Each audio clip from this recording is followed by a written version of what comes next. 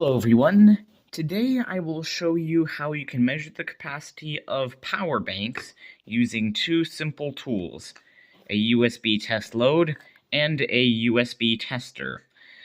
This combination not only allows you to check USB devices to see if they can output the right amount of current, but it can also be used to test the capacity of power banks, which is what I will show you today. If I plug in this arrangement,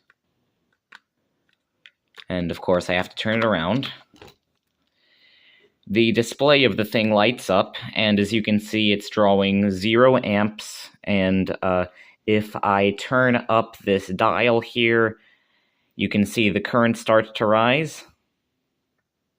You can't really see, but there's a knob right there that I'm turning. And there's a fan on this thing, but it doesn't turn on until the heatsink gets hot. And I'm going to ramp it up to 2 amps, which is a pretty common current for a phone to charge at.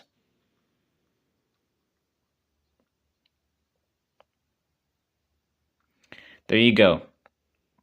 So the voltage has dropped a little bit. Actually, it's kind of dependent on the on just jiggling it around, the voltage changes a little bit, but it is currently 2 amps flowing through this thing.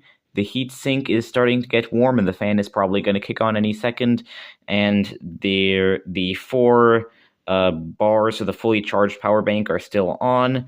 And now let's let this thing sit for some time as it slowly discharges. It has been several hours. The USB tester is completely dead. The power bank is completely dead. If I press the button, it does turn on, but the 25% indicator is flashing, indicating that the power bank is fully discharged. And if we look at the capacity right now, it is just 4,800 milliamp hours, which is a far cry from the promised 8,000 milliamp hours. However, I have 2 explanations for this. One of them is that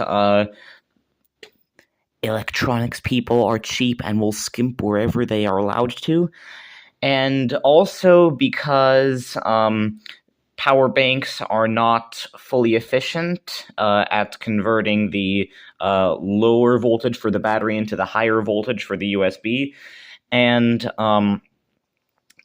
there are some losses in there, and also because it's a higher voltage, there will be less current coming out of the power bank than will be put into the battery, so the measured capacity will be slightly lower.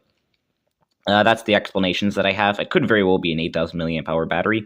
And by the way, this is an Eaton executive power bank.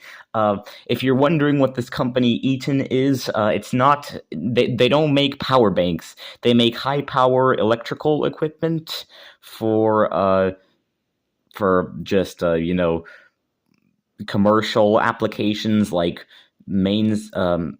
Distribution transformers that you might see on telephone poles, or other types of transformers, or switch gear, disconnect switches, high power electrical stuff, high power, high voltage electrical stuff, and this is basically just Eaton merchandise.